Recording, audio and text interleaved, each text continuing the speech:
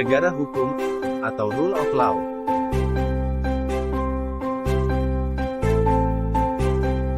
Negara hukum adalah negara yang penyelenggaraan kekuasaan pemerintahannya didasarkan atas hukum. Karena itu, pemerintah dan lembaga-lembaga lain dalam melaksanakan tindakan apapun harus dilandasi oleh hukum dan dapat dipertanggungjawabkan secara hukum. Hukum sebagai dasar diwujudkan dalam peraturan perundang-undangan yang berpuncak pada konstitusi yang berisi kesepakatan, konsensus bersama, atau hukum dasar negara. Dengan demikian, di dalam negara hukum, kekuasaan negara berdasar atas hukum, bukan kekuasaan belaka, serta pemerintahan negara berdasarkan pada konstitusi. Negara berdasarkan atas hukum, menempatkan hukum sebagai hal yang tertinggi. Konsep negara hukum.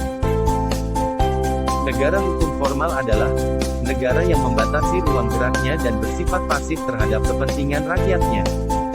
Negara tidak campur tangan secara langsung terhadap urusan dan kepentingan warga negaranya. Urusan ekonomi diserahkan pada warga negara, yang berarti warga negara dibiarkan untuk mengurus kepentingan ekonominya sendiri, maka dengan sendirinya perekonomian negara akan sehat atau mastat.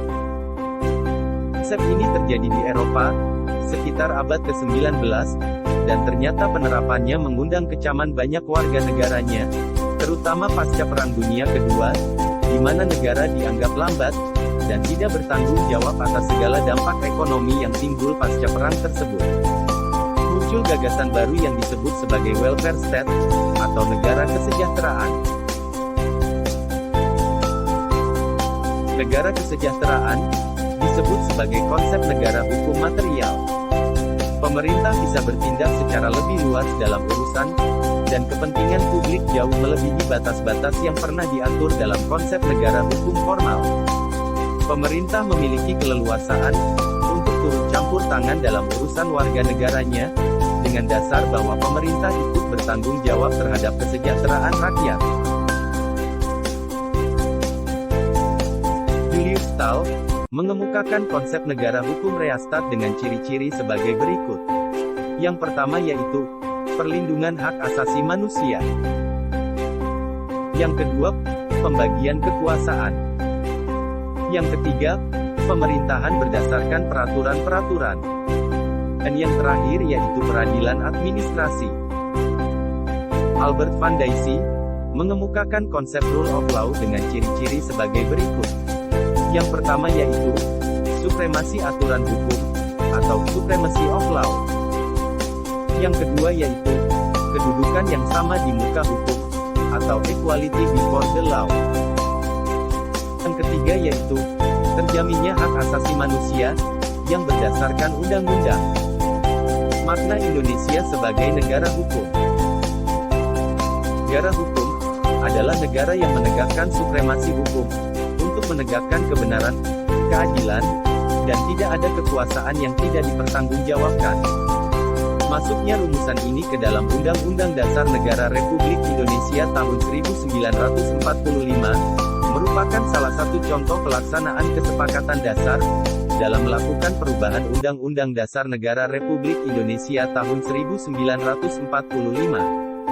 Masuknya ketentuan mengenai Indonesia adalah negara hukum ke dalam pasal dimaksudkan untuk memperteguh paham bahwa Indonesia adalah negara hukum, baik dalam penyelenggaraan negara maupun kehidupan berbangsa dan bernegara. Makna negara Indonesia sebagai negara hukum dinamis, esensinya adalah hukum nasional Indonesia harus tampil akomodatif, adaptif, dan progresif. Akomodatif artinya mampu menyerap dan menampung keinginan masyarakat yang dinamis. Makna hukum seperti ini menggambarkan fungsinya sebagai pengayom dan pelindung masyarakat. Adaptif artinya mampu menyesuaikan dinamika perkembangan zaman sehingga tidak pernah usang. Dan progresif artinya selalu berorientasi terhadap kemajuan dan perspektif pada masa depan. Hukum terbagi dalam dua kelompok besar, yaitu yang pertama hukum privat, ialah hukum yang mengatur hubungan antar manusia, atau individu, yang menyangkut kepentingan pribadi, contohnya masalah jual-beli, sewa-menyewa, dan pembagian warisan. Yang kedua, hukum publik, ialah hukum yang mengatur hubungan antara negara, dengan relasi sesama manusia, atau perorangan, yang menyangkut kepentingan umum. Misalnya, masalah perampokan, pencurian, pembunuhan, penganiayaan, dan tindak kriminal lainnya. Dalam rangka menegakkan hukum, aparatur penegak hukum harus menunaikan tugas sesuai dengan sumber yang ada dalam hukum. Sumber hukum digolongkan menjadi dua, yaitu: yang pertama, hukum material, yaitu hukum yang memuat peraturan-peraturan yang mengatur kepentingan-kepentingan dan hubungan-hubungan yang berupa perintah-perintah atau larangan-larangan.